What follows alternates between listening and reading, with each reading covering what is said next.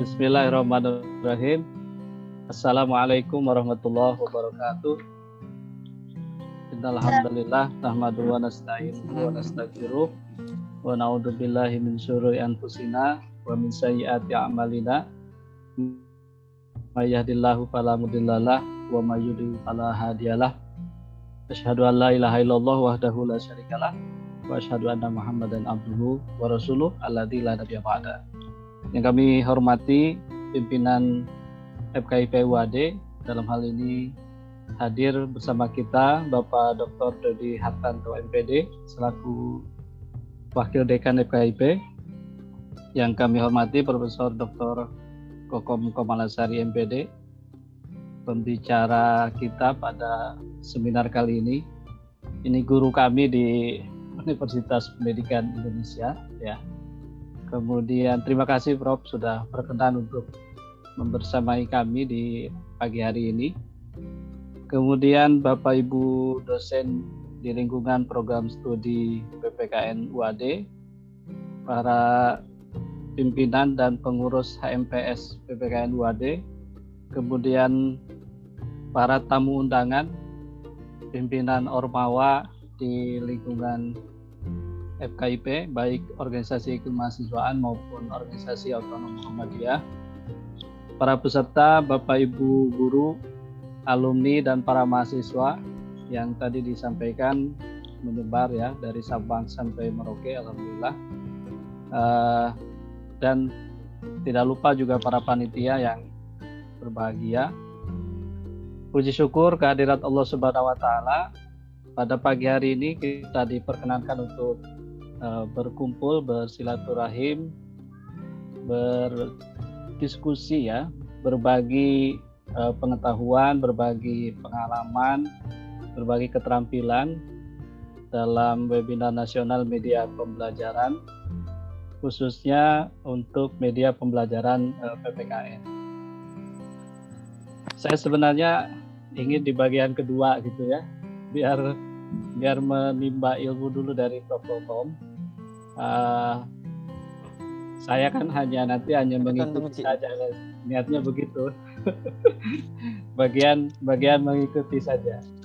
Nah, tetapi Prof. Kokom mempersilahkan saya untuk tampil yang pertama. Tidak mengapa, nanti bagian besarnya saya kira akan disampaikan oleh Prof. Kokom. Mohon izin. Ibu udah saya masukkan. Izin menampilkan tayangan.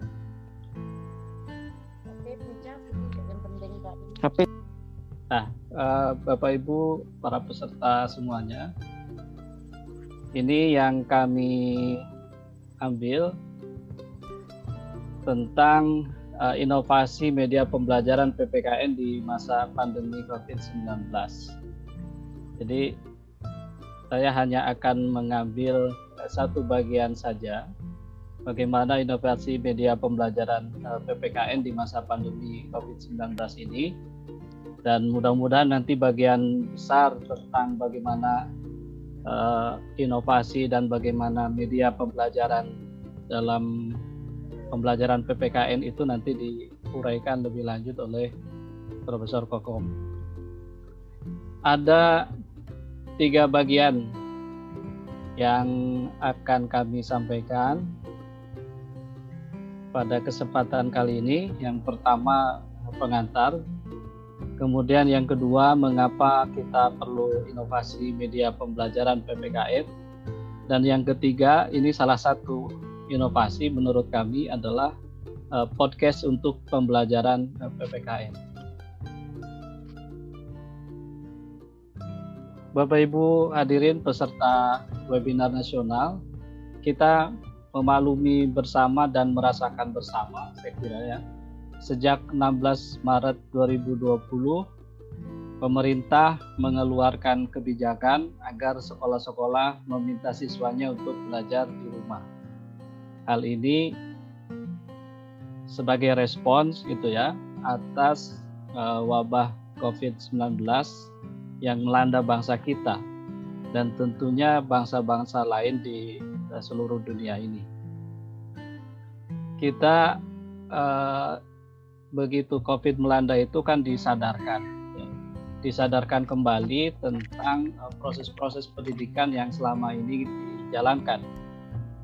Pandemi COVID-19 telah mengembalikan anak-anak dari didikan gurunya kepada orang tuanya tanpa bisa menolak. Jadi sejak Maret itu anak-anak, para peserta didik gitu ya, baik di tingkat pendidikan dasar dan menengah sampai pada jenjang perguruan tinggi itu belajar dari rumah atau PDR. Nah, ada yang menulis dan ini menarik menurut kami bahwa ketika anak-anak dikembalikan atau belajar di rumah, sebenarnya mengembalikan anak-anak dari didikan gurunya kepada orang tuanya, ini orang tuanya tanpa bisa menolak, dan ini menyadarkan kepada kita semua tentang bagaimana sebenarnya peran orang tua berkaitan dengan pendidikan. Maka kami tulis di sini, para orang tua ini seyogianya menyadari kembali. Nah, kembalinya di dalam kurung ya, seyogianya juga di dalam kurung. Para orang tua seyogianya menyadari kembali arti dan hakikat pendidikan anak. Siapa sesungguhnya yang menjadi guru pertama dan utama bagi anak? Nah, kalau selama ini Bapak Ibu orang tua ya, termasuk kami sendiri merasakan seolah-olah merasa sudah selesai begitu menitipkan pendidikan anak di lembaga-lembaga pendidikan, maka melalui COVID-19 ini kita orang tua terutama disadarkan siapa sebenarnya yang menjadi guru pertama dan utama bagi anak. Kita diingatkan kembali karena sesungguhnya guru utama ya pendidikan anak itu ya di keluarga, terutama ibu. Nah, sebelum COVID-19 pernah ada kasus yang kemudian ditweet oleh Najwa Shihab, kakaknya Najwa Shihab ini, katanya lagi kekerasan di pendidikan jadi percakapan. Murid yang menganiaya guru beramai-ramai kita salahkan. Lupa bahwa anak seringkali adalah korban lingkungan. Orang tua, murid, dan guru saling menyalahkan, lupa bahwa kita perlu bekerja sama di rumah maupun di sekolah. Jadi, Bapak Ibu hadirin para peserta webinar, tugas pendidikan bagi anak itu ternyata yang utama memang ada di keluarga, tetapi tidak cukup hanya keluarga. Makanya di sini ada lingkungan, ada pihak-pihak lain. Dalam hal ini adalah lembaga pendidikan dan masyarakat yang juga perlu bekerja sama dalam melaksanakan pendidikan bagi anak-anak kita. Di rumah atau di keluarga diberikan pendidikan yang baik, kemudian di sekolah juga demikian. Tapi lingkungan tidak mendukung, itu akan sulit gitu ya, sulit berkembang para peserta didik menjadi insan-insan yang diharapkan sesuai dengan tujuan pendidikan nasional kita.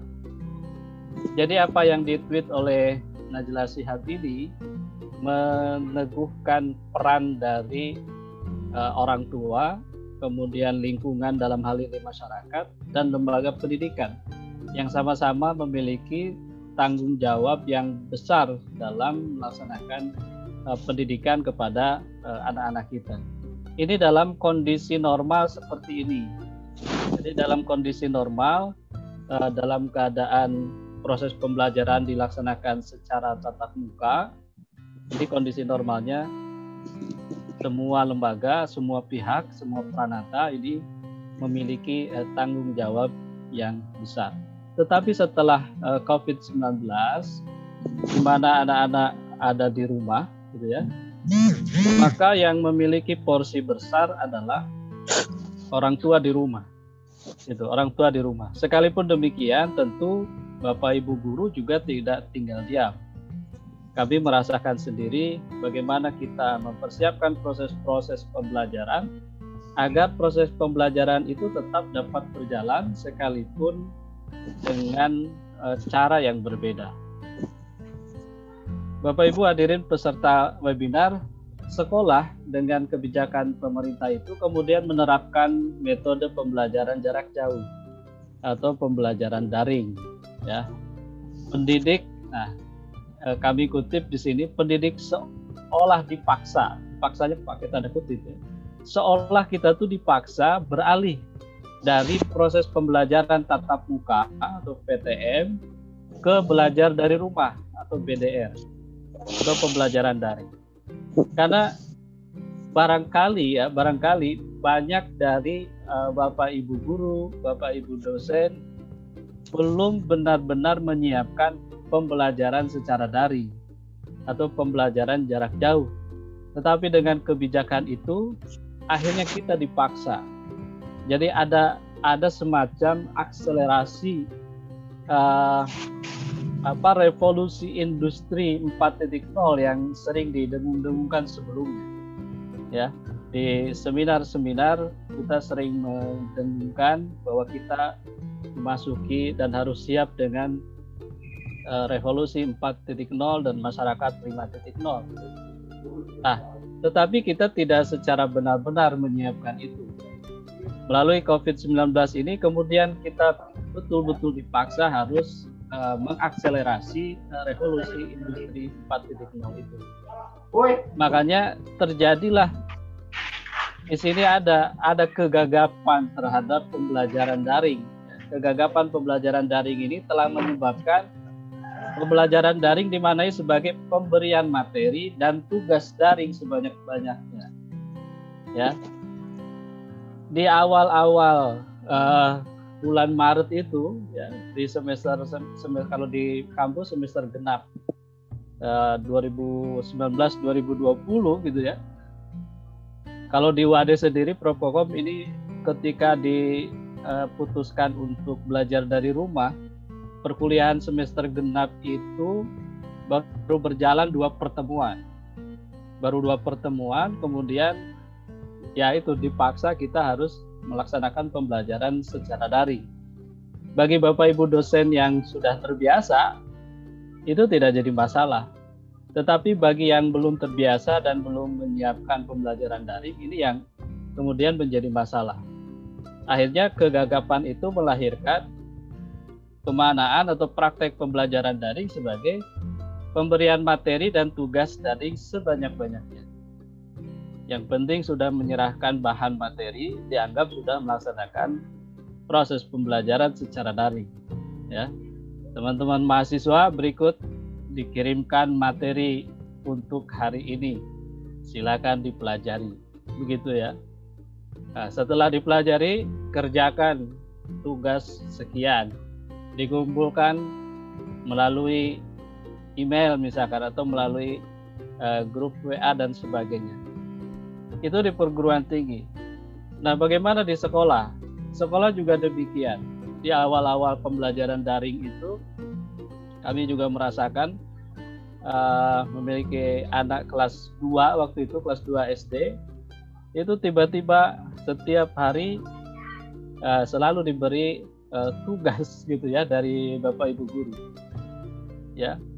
Tugasnya macam-macam. Ya, tugasnya macam-macam. Sehingga setiap hari kita disibukkan dengan upaya mendampingi anak-anak kita di rumah, ya, agar bisa menyelesaikan tugas-tugas itu karena target waktunya jelas, gitu ya. Dikumpulkan maksimal jam berapa, gitu ya. Padahal kita menyadari semua bahwa tidak semua para peserta didik itu siap dengan proses-proses pembelajaran secara daring itu. Jadi pemberian materi dan tugas daring bahkan tanpa umpan balik, pokoknya sudah dikumpulkan selesai gitu ya. Guru juga ketika sudah menerima tugas-tugas itu selesai. Bapak Ibu dosen juga ketika menerima tugas dari para mahasiswa, dianggapnya proses pembelajaran sudah selesai tanpa memberi umpan balik atau tanpa dialog. Padahal esensi dari perkuliahan adalah ada proses dialog, proses membangun pengetahuan gitu ya antara guru, antara peserta didik, para mahasiswa dengan dosennya. Nah, kemudian siapa yang mengeluh? Nah, ini barangkali Bapak Ibu masih ingat, bukan hanya siswa yang mengeluh dengan pembelajaran daring, ya. Pendidik dan orang tua pun demikian. Di sini Bapak Ibu mungkin tahu namanya Soleh Solihun, ya. Komika, kemudian ya dia juga orang tua, pernah nge-tweet di awal-awal di bulan Maret tanggal 17. Dia nge-tweet, bocah dibikin belajar di rumah tuh mengingatkan orang tua bahwa jadi guru itu susah dan perlu tingkat kesabaran yang tinggi. Tanda tangan, bapak yang gak sabaran dan pusing menemani anaknya belajar di rumah. Seorang Soleh Solihun saja sampai nge-tweet seperti ini. Jadi dia gak sabaran dan pusing katanya menemani anaknya belajar di rumah. Ya, Soleh Solihun mungkin bukan guru gitu ya, bukan guru. Makanya ketika mendampingi anaknya seperti ini, wajar kalau merasakan tidak sabar dan pusing. Nah, kami Bapak Ibu dosen, Bapak Ibu guru yang punya anak masih sekolah juga merasakan hal yang sama. Jadi ngajar anak yang lain itu lebih enak dibandingkan dengan ngajar anak sendiri ternyata gitu ya, mendampingi anak sendiri. Kemudian ini masih ingat Bapak Ibu semua, ini video lucu, ditulisnya video lucu, ibu bantu anak kerjakan tugas. Aksi lucu Tante Lala yang ajari anaknya menghafal Pancasila. Sampai diulang-ulang gitu ya, sampai mimik mukanya saking kesalnya atau apalah ya. Pancasila 1, ketuhanan yang mana esa, terus saja diulang-ulang, yang mana esa ya, sampai viral. Nah, kemudian juga ada Bapak Ibu ini saya kutip juga dari Twitter, ini netizen NU Jatim, baru mendengarkan radio, anak-anak baru sadar kalau orang tua lebih galak dari guru saat belajar di rumah gitu ya.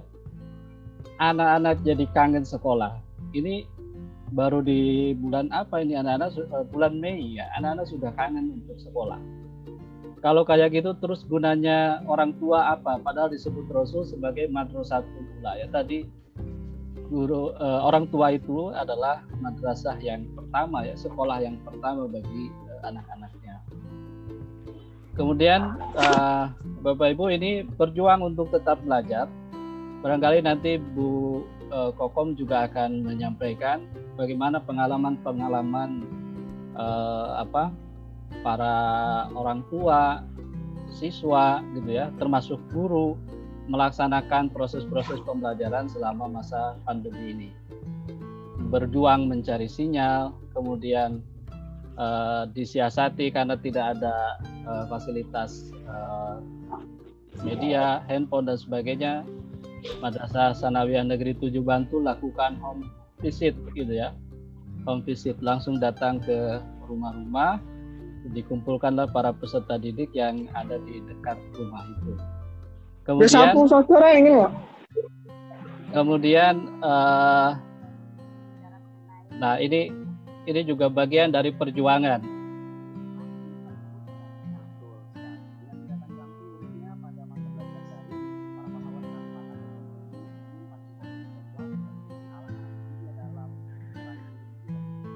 Ini juga sama home visit sebetulnya ya. Bagaimana perjuangan Bapak Ibu guru ya. Perjuangan dan semangat kemerdekaan dari pahlawan nasional yang dibawa Bapak Indonesia, Ki Hajar Dewantara, turut didukung ribuan guru di tanah air. Pada masa pandemi COVID-19 ini, beberapa pejuang pendidikan anak berkebutuhan khusus rela menjemput bola, mendatangi rumah peserta didik untuk mengajar.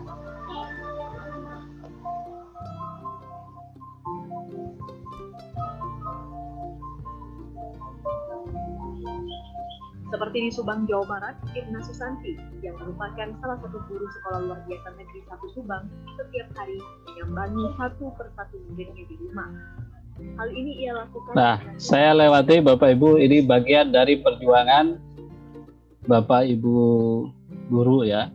bagaimana melaksanakan proses pembelajaran di masa pandemi ini, melaksanakan home visit, mendatangi rumah-rumah siswa.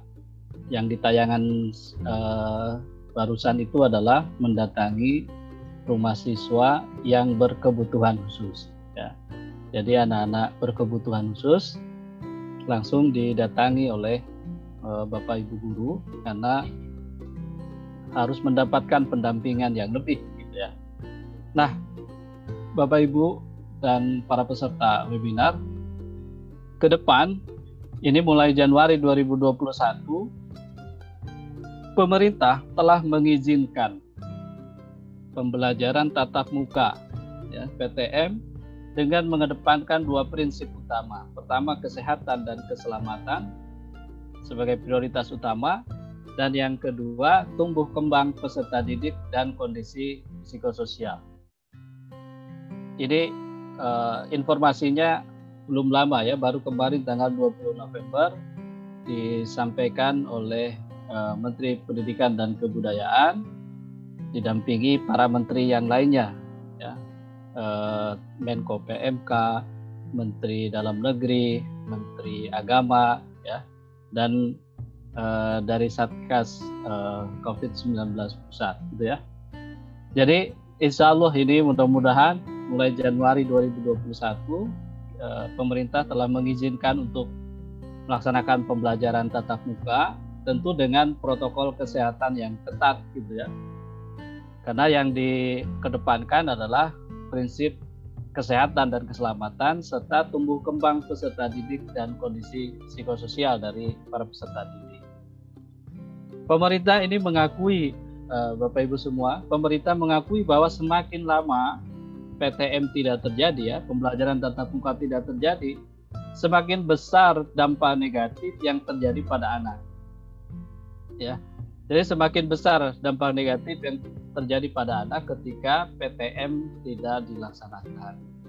Nah, kebijakan menyelenggarakan PTM nanti akan diserahkan kepada 3 lembaga, 3 peranata. Yang pertama pemerintah daerah.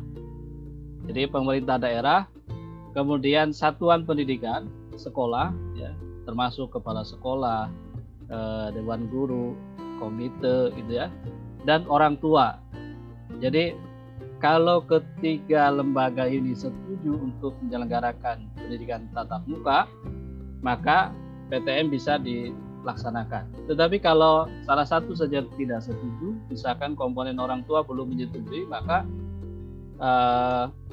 pembelajaran nampaknya akan tetap dilaksanakan secara daring. Nah, kemudian kondisi-kondisi tersebut, gitu ya, pengalaman-pengalaman bagaimana COVID-19 telah dalam tanda petik memaksa kita melaksanakan pembelajaran secara daring dan terjadi kegagapan, gitu ya, kegagapan dalam pemanfaatan teknologi pembelajaran, atau dalam bahasa lain ada disrupsi di dalam pendidikan, di mana kita mengakselerasi revolusi industri 4.0.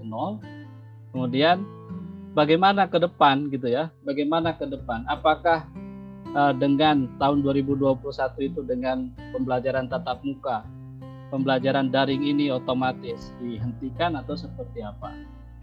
Nah, kami memandang bahwa ada tidaknya pandemi, gitu ya, pembelajaran jarak jauh atau pembelajaran daring ini adalah sebuah keniscayaan dalam proses-proses pembelajaran kita, karena kemajuan ilmu pengetahuan dan teknologi sebenarnya telah mendorong kita untuk mampu melaksanakan pembelajaran tanpa tatap muka langsung, gitu ya, di kelas. Nah, bagaimana hal itu harus kita sikapi? Maka kami mengajukan di sini perlu ada inovasi dalam media pembelajaran PPKN. Pada saat pembelajaran daring yang sebelumnya kita laksanakan, kita semua akan menggunakan berbagai platform, ya, menggunakan berbagai moda pembelajaran agar pembelajaran itu bisa dilaksanakan secara maksimal. Bisa yang paling sederhana misalnya memanfaatkan WhatsApp sekarang ya, memanfaatkan WhatsApp atau WhatsApp Group, kemudian Telegram, atau yang seperti tetap maya kita hari ini menggunakan Zoom, Google Meet, gitu ya, atau menggunakan e-learning ya, menggunakan e-learning dengan berbasis pada Moodle dan sebagainya, atau aplikasi-aplikasi lain yang mirip-mirip dengan proses pembelajaran e-learning, misalkan Google Classroom tadi, kemudian ada Schoology, ada Edmodo dan sebagainya yang tentu ini sudah familiar di kalangan Bapak Ibu guru atau Bapak Ibu dosen. Nah, karena ke depan pembelajaran jarak jauh ini menjadi keniscayaan, tidak adanya pandemi, maka kita perlu melakukan inovasi terhadap media pembelajaran, apalagi dalam pembelajaran PPKN. Mengapa gitu ya? Mengapa kita perlu inovasi? Kami kutipkan di sini bagaimana sebenarnya pendidikan kewarganegaraan. Ini sekedar mengingatkan Bapak Ibu guru di sekolah, terutama guru PPKN, bahwa PKN ini dimaksudkan untuk membentuk peserta didik menjadi manusia yang memiliki rasa kebangsaan dan cinta tanah air. Itu yang utama. Bagaimana menjadikan peserta didik menjadi manusia yang di dalam dirinya memiliki rasa kebangsaan dan cinta tanah air. Dalam konteks nilai dan moral Pancasila, kesadaran berkonstitusi Undang-Undang Dasar 1945, nilai dan semangat Bhinneka Tunggal Ika, serta komitmen NKRI. Bapak Ibu, tugas guru PKN itu ya cukup berat gitu ya, terutama dalam mendidik warga negara agar mereka begitu lulus itu memiliki komitmen terhadap NKRI, memiliki rasa kebangsaan dan cinta tanah air, bermoralkan Pancasila gitu ya, menjunjung tinggi nilai moral Pancasila, dan sadar terhadap konstitusinya, serta menghargai keberagaman yang ada di Indonesia. Jadi tugasnya tidak sedikit gitu ya, tidak ringan gitu tugas guru PPKN itu. Belum lagi kita diberikan tugas untuk mengembangkan kompetensi spiritual dan kompetensi sosial para peserta didik. Itu yang diberikan tugas kan guru PPKN, kemudian guru pendidikan agama ya, KI 1, kemudian KI 2 ya, kompetensi inti spiritual dan sosial itu menjadi tugas yang diberikan kepada guru-guru PPKN. Nah, bagaimana dalam pembelajaran jarak jauh melatih hal-hal seperti itu? Tentu perlu ada inovasi pembelajaran. Nah, baik Bapak Ibu dan hadirin peserta, berikutnya adalah mengapa inovasi media pembelajaran PPKN ini. Saya coba kutipkan tentang inovasi apa dan mengapa inovasi itu. Di dalam kamus Bahasa Indonesia ya, KBBI Kemdikbud ya, yang online, inovasi ini adalah pemasukan atau pengenalan hal-hal yang baru atau pembaruan. Jadi inovasi bisa memasukkan hal baru atau memperbarui yang sudah ada, atau yang kedua penemuan baru yang berbeda dari yang sudah ada atau yang sudah dikenal sebelumnya, tentang gagasan atau gagasan yang baru, metode yang baru, alat yang baru dan sebagainya. Nah, mengapa kita perlu inovasi? Inovasi sekolah dalam divisi teknologi informasi dan komunikasi ini sebagai jawaban atas tantangan yang terjadi dalam disrupsi di dunia pendidikan. Disrupsi yang kami sampaikan di awal tadi, bahwa ada disrupsi ketika kita yang terbiasa dengan pelaksanaan pembelajaran tatap muka secara langsung beralih ke pembelajaran secara daring. Ada kegagapan teknologi baik di kalangan guru, dosen, siswa, termasuk juga orang tua yang mendampingi di rumah. Maka inovasi ini menjadi jawaban, salah satu jawaban dari disrupsi di dunia pendidikan tadi. Nah, kemudian kami menawarkan salah satu saja inovasi tadi. Ini bukan penemuan yang baru, metode baru, gagasan baru atau alat baru, tetapi alat yang sudah ada sebenarnya. Alat yang sudah ada, mungkin nanti Prof. Kokom akan menguraikan bahwa di antara media pembelajaran itu ada media audio. Nah, media audio itu salah satunya adalah rekaman. Nah, bagaimana rekaman ini kemudian kita olah sedemikian rupa sehingga lahir inovasi-inovasi baru. Nah, kami di perkuliahan di program studi PPKN UAD misalnya mengembangkan podcast untuk pembelajaran PPKN. Sekolah dengan dukungan guru, komite sekolah, dan orang tua murid ini harus bersiasat memanfaatkan teknologi untuk mengatasi beragam tantangan dalam pembelajaran daring. Teknologi informasi dan komunikasi yang berkembang saat ini kan ini akrab sekali dengan generasi sekarang sudah generasi apa? Z ya. Bukan lagi generasi milenial, tetapi sudah bergeser ke generasi Z. Mereka sangat akrab dengan teknologi informasi dan komunikasi, dan seyogianya keakraban para siswa, mahasiswa dengan teknologi informasi komunikasi ini kita manfaatkan dengan pengembangan media pembelajaran. Salah satu inovasi yang bisa dilakukan adalah dengan memanfaatkan podcast untuk pembelajaran. Ya. Kami angkat salah satu saja, ini podcast. Nah, Bapak Ibu, ini contoh bagaimana podcast ya yang kami temukan. Misalnya beberapa podcast ya, para tokoh juga punya podcast ya. Ini kalau kita telusur di Google Podcast, ini ketemu misalkan ada kajian-kajian Ustadz Abdul Somad. Ini Persada UAD, ini pesantren mahasiswa Ahmad Dahlan. Ini Prof. Amin Rais. Ini kajianmu, ini Muhammadiyah, Agim gitu ya. Dan banyak lagi podcast yang dikembangkan oleh para tokoh-tokoh bangsa kita. Di dunia pendidikan atau bidang pendidikan juga tersedia banyak podcast, Bapak Ibu. Ada podcast belajar bahasa Inggris di sini. Ya. Ini yang biasa kami buka gitu ya, podcast yang biasa kami buka.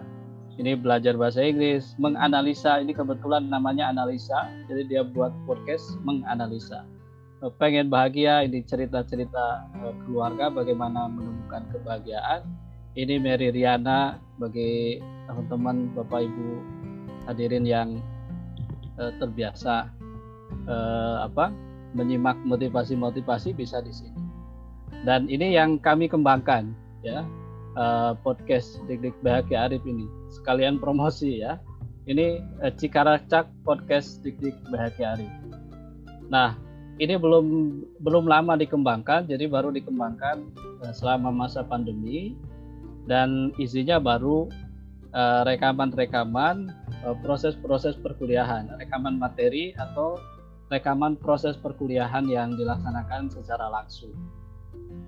Ini menggunakan Anchor ya, yang paling mudah kita gunakan dan bisa diputar di beberapa platform lain ya, termasuk Spotify.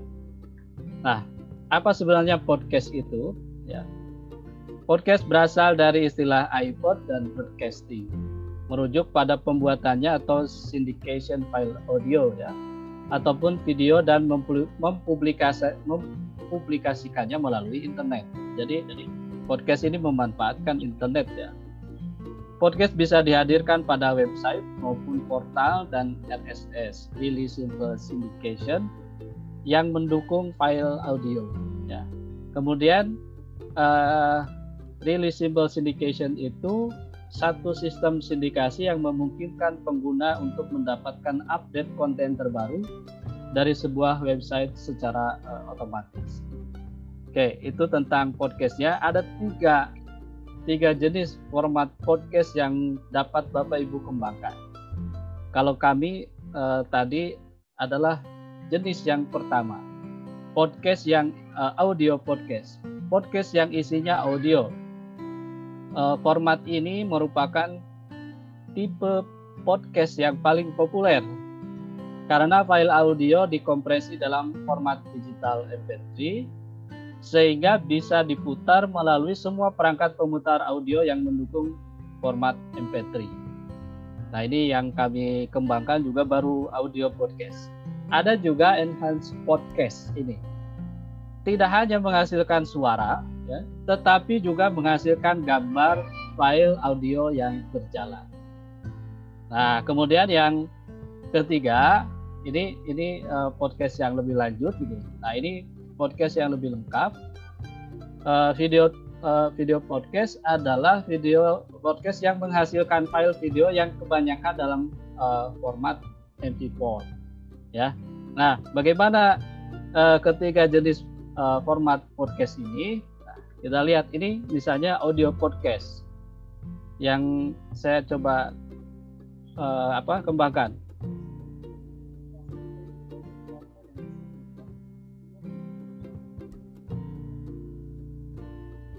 Nah,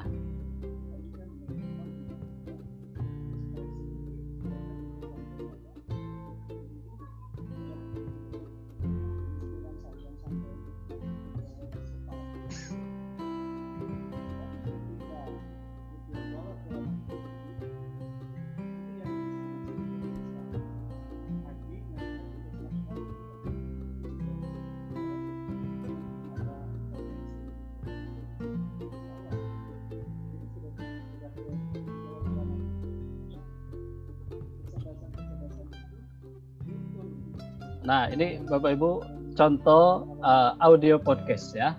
Ini kebetulan rekaman saya waktu kuliah dengan Prof. Sapria di UPI. Nah, berikutnya ini enhanced podcast. Nah, ini coba kita dengarkan bersama. Dia lebih memilih indah tapi bohong daripada benar tapi pahit.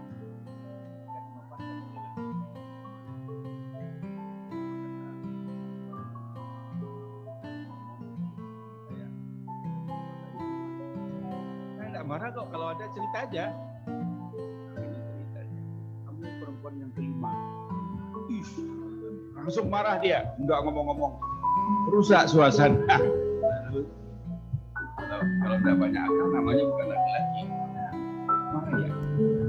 Saya sengaja berbohong untuk menguji engkau betul cinta. Ternyata engkau baik Bapak Ibu, ini contoh dari enhanced podcast ya. Jadi ada ini suaranya, kemudian juga ada tayangan videonya. Nah, kemudian yang ini yang rame mungkin Bapak Ibu juga memahami ya, video podcast yang terkenal Close the Door Corbuzier podcast. Gue baca berita-berita tentang lo di mana-mana dan kayaknya agak sial ya menjabat menteri. Sulit lah kalau disuruh pilih. Oke, jadi Bapak Ibu itulah 3 contoh bagaimana 3 format dari podcast yang bisa kita kembangkan gitu ya.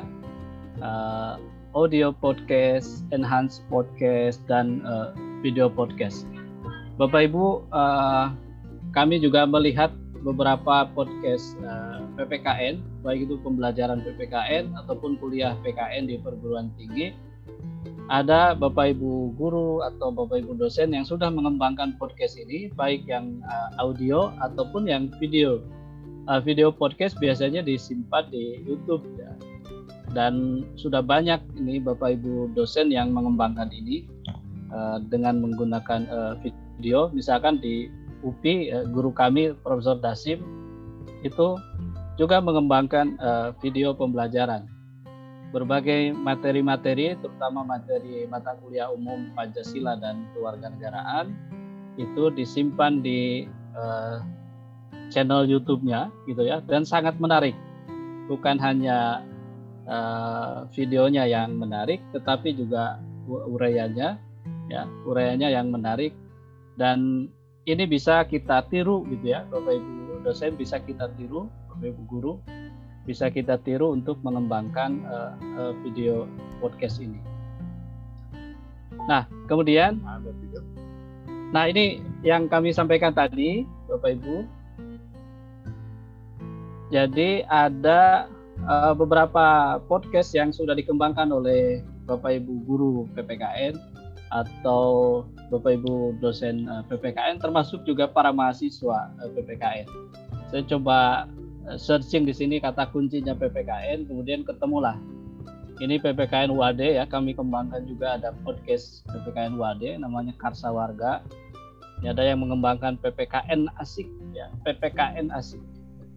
Kemudian ya macam-macam ini, PPKN Jiwaraga Kami, Pak Hafiz, ini PPKN dan seterusnya, belajar PPKN bareng Bu Devi dan seterusnya. Ini sudah cukup banyak. Tetapi ya ada yang sudah secara rutin mengisi kontennya, ada yang mungkin baru pertama saja, baru satu tayangan gitu, satu konten, dan satu konten juga baru perkenalan gitu ya. Tidak mengapa, nanti bisa dilanjutkan lebih luas lagi. Contoh lain ini masih podcast PPKN ya. Ini ada PJJ mata pelajaran PPKN, walaupun gambarnya sedang di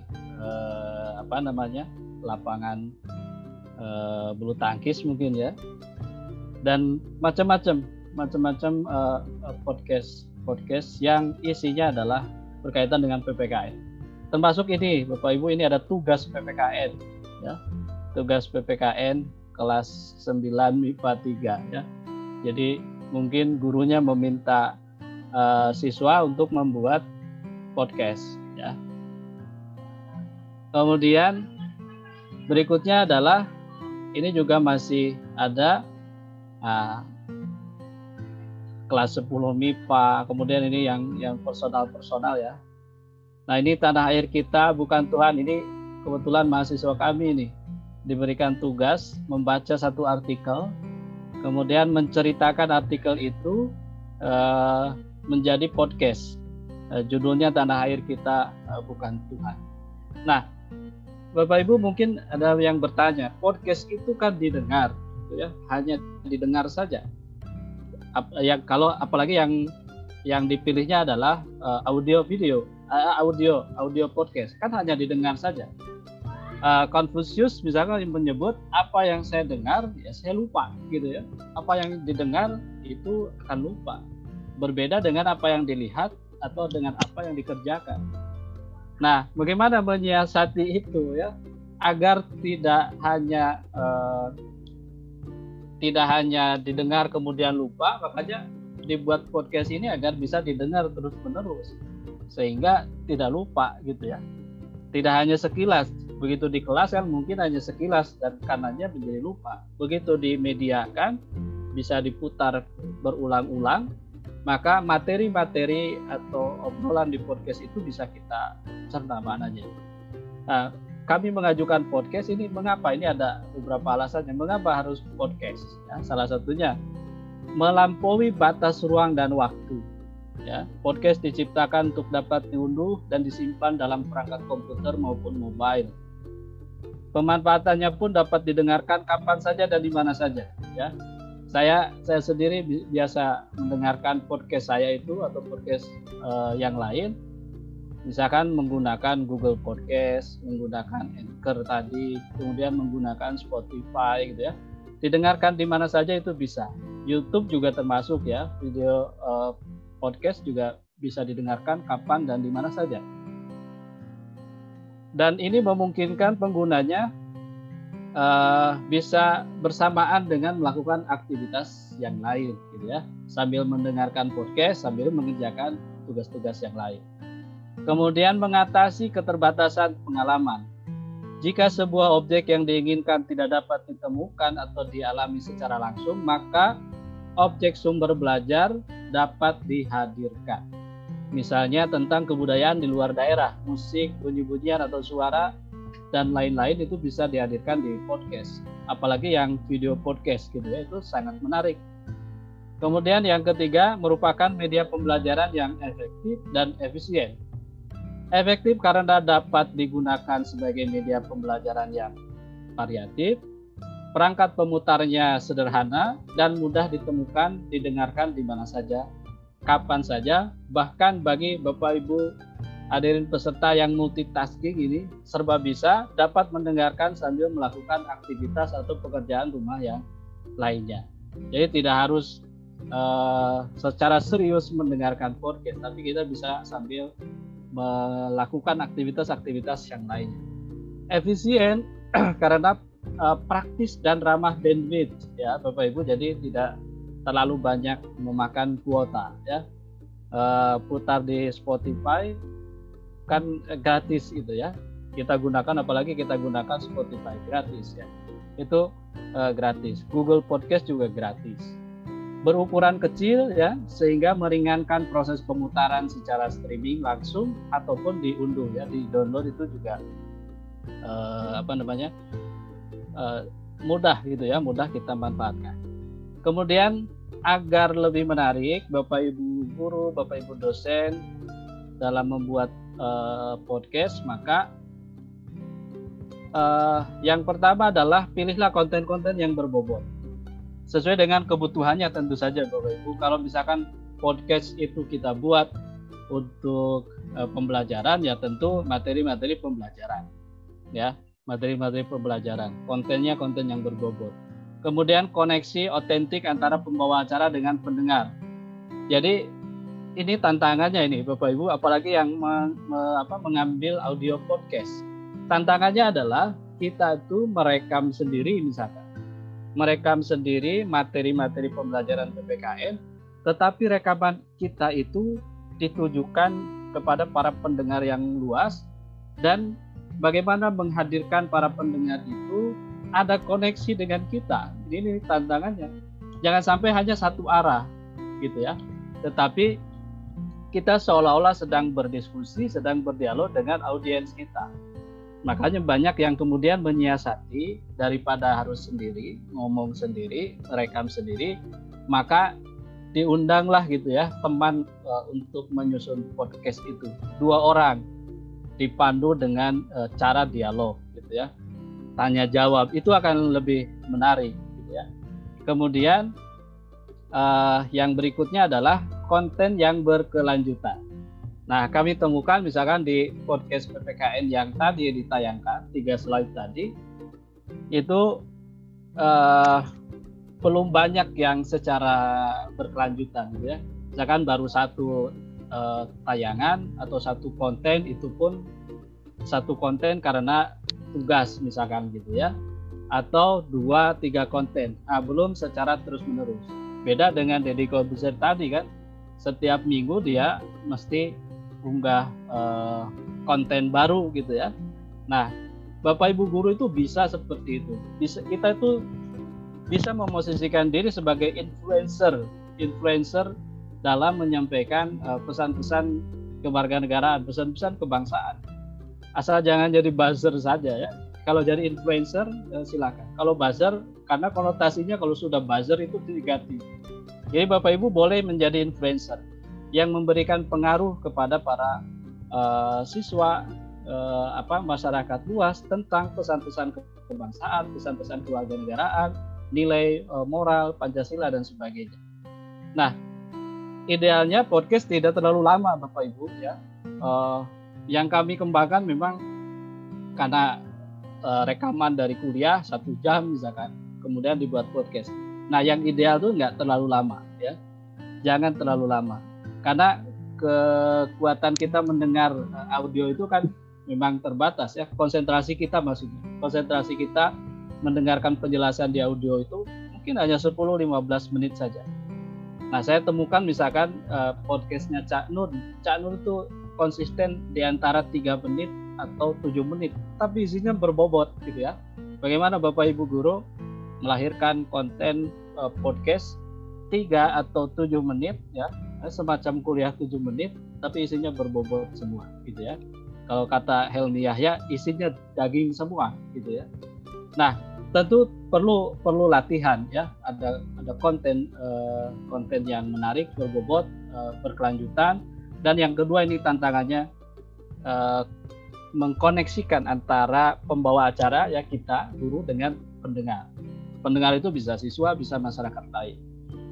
Nah, Bapak Ibu, sebenarnya potensi untuk konten podcast itu sangat luas. Lingkungan bagi para guru PPKN, dosen PKN, pemerhati PKN ini kan lingkungan itu salah satu sumber pembelajaran gitu ya.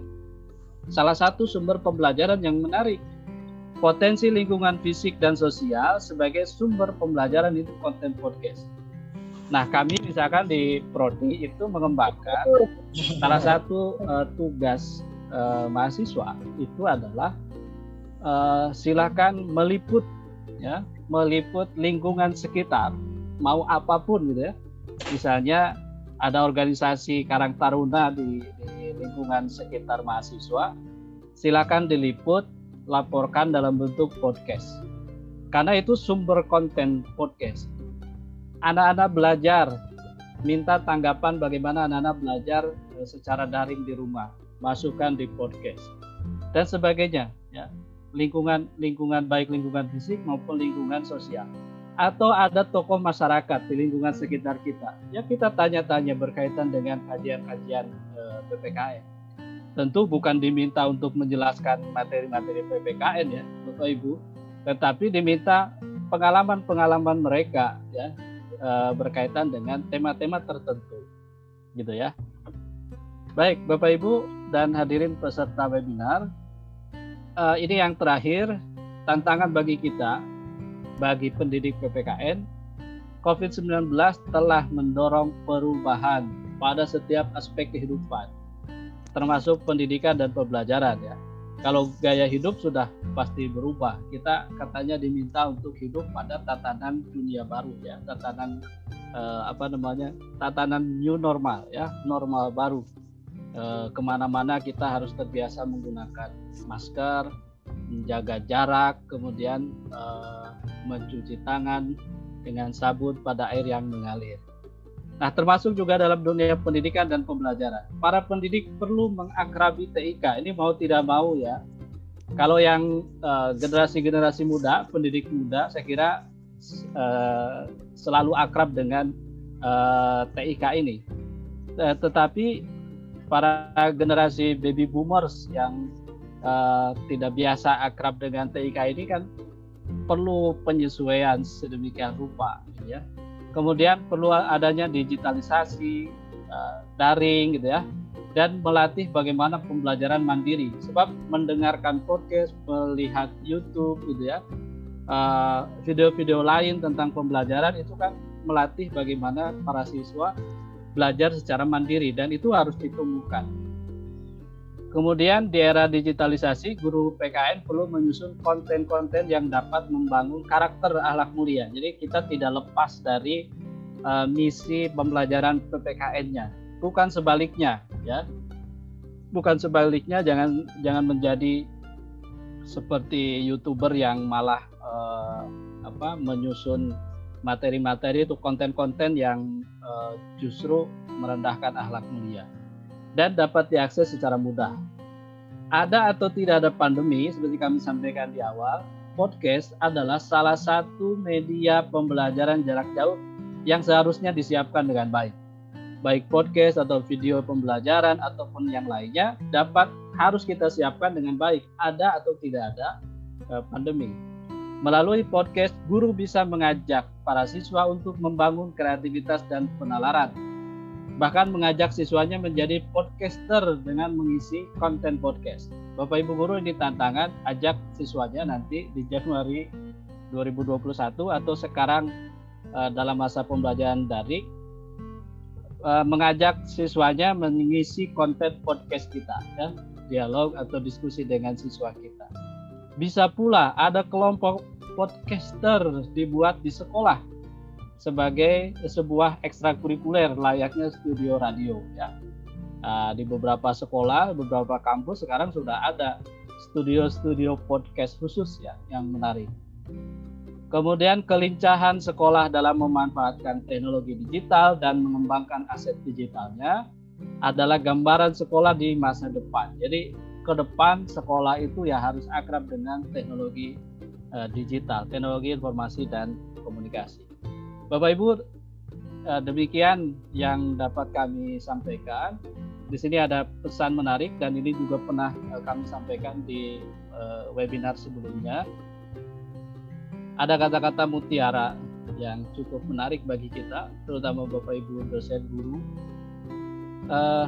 Metode katanya lebih penting daripada materi ajar. At-tariqah ahamu minal madah. Metode lebih penting daripada materi ajar. Wal ustadu ahamu minat tariqah. Guru itu lebih penting daripada metode. Jadi metode lebih penting daripada materi. Materi apapun kalau metodenya bagus itu akan lebih menarik. Tetapi metode apapun kalau gurunya enggak bagus itu juga tidak menarik. Tetapi yang lebih penting lagi adalah jiwa guru. Waruhul ustad ahamu minal ustad. Jiwa guru, ruhnya guru ya, itu lebih penting daripada guru.